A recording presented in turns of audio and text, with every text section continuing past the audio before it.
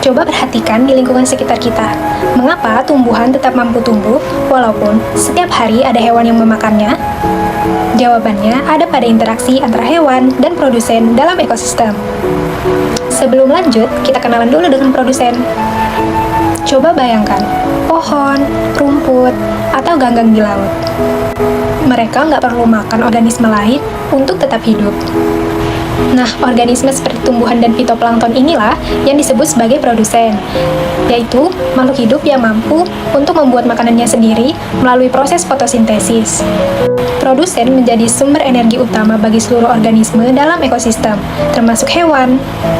Sekarang, coba perhatikan sapi yang sedang memakan rumput. Ini adalah contoh interaksi yang disebut sebagai herbivori.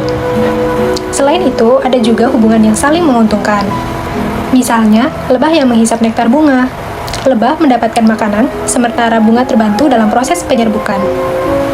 Hubungan ini disebut mutualisme. Namun, tidak semua interaksi selalu saling memengaruhi secara langsung.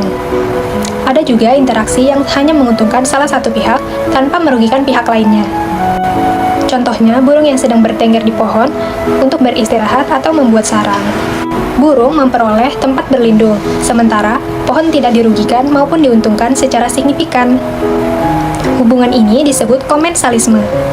Lalu, apakah hewan hanya memakan tumbuhan begitu saja? Ternyata tidak. Dengan memakan tumbuhan, hewan membantu mengendalikan pertumbuhan produsen agar tidak tumbuh berlebihan dan mendominasi lingkungan. Di sisi lain, hewan seperti serangga dan burung membantu tumbuhan untuk berkembang biak melalui penyerbukan dan juga penyebaran biji. Ekosistem tidak pernah berdiri sendiri. Di dalamnya, hewan hidup dan bertahan melalui interaksi dengan lingkungan biotik, yaitu seluruh makhluk hidup lain di sekitarnya. Lingkungan biotik mencakup produsen, konsumen, dan pengurai yang saling terhubung membentuk sistem kehidupan. Hewan berperan utama sebagai konsumen. Konsumen tingkat pertama memakan tumbuhan dan menjadi pintu masuk energi ke dunia hewan. Konsumen tingkat kedua memangsa herbivor dan mengendalikan populasinya. Sementara itu, konsumen tingkat ketiga atau predator puncak mengatur keseimbangan ekosistem dari tingkat atas. Energi mengalir satu arah melalui rantai dan jaring-jaring makanan. Setiap perpindahan energi selalu disertai kehilangan, sehingga jumlah predator selalu lebih sedikit dibanding mangsanya. Karena itu, perubahan pada satu tingkat konsumen dapat memicu efek berantai. Melalui aktivitas makan, predasi, dan kompetisi, hewan membentuk struktur komunitas biotik. Tanpa peran konsumen, keseimbangan ekosistem akan runtuh.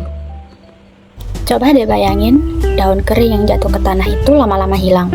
Tapi, siapa sih yang ngerjain itu semua? Jawabannya bukan cuma bakteri dan jamur, tapi juga hewan. Cacing tanah, semut, rayap, sampai kumbang itu ibarat tim pembuka dalam proses penguraian. Mereka nggak langsung bikin daun itu jadi tanah, tapi mereka remukin dulu. Daun, kayu lapuk, dan sisa makhluk hidup itu dipecah jadi bagian kecil. Nah, setelah itu akan dikerjakan oleh bakteri dan juga jamur. Karena ukurannya sudah kecil, proses penguraian itu jadi lebih cepat dan efisien. Gerakan hewan di tanah juga bikin tanah jadi lembab dan juga berpori. Ini kondisi favorit mikroorganisme pengurai. Bahkan hewan kecil seperti tungau tanah dan larva serangga itu punya peran penting.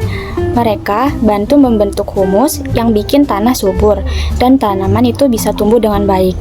Jadi intinya, tanpa hewan, proses penguraian itu bakal jauh lebih lambat dan keseimbangan ekosistem bisa terganggu. Tahu nggak sih, kalau maggot dari Black Soldier Fly itu pahlawan tanpa tanda jasa di ekosistem kita.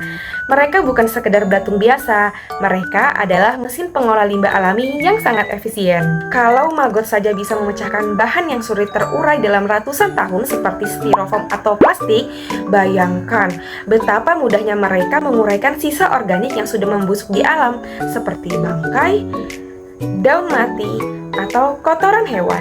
Oleh karena itu, maggot disebut sebagai hewan detritivora, yaitu hewan yang memperoleh energi dan nutrisi dengan memakan detritus, dan mereka memainkan peran penting dalam ekosistem, baik bagi lingkungan biotik maupun abiotik. Dengan memakan detritus, maggot nggak cuma mengurai sampah mati, tapi juga menyulapnya jadi makanan super bagi makhluk lain.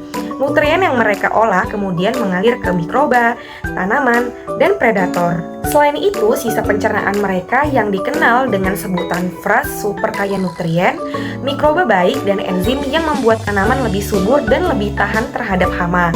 Aktivitas maggot yang bergerak aktif juga mendistribusikan nutrien dan mikroba ke seluruh ekosistem. Dengan kata lain, gerakan mereka tidak hanya mengolah sampah, tetapi juga menyuburkan komunitas biotik di sekitarnya, memperkaya keanekaragaman hayati, dan menjaga keseimbangan rantai makanan.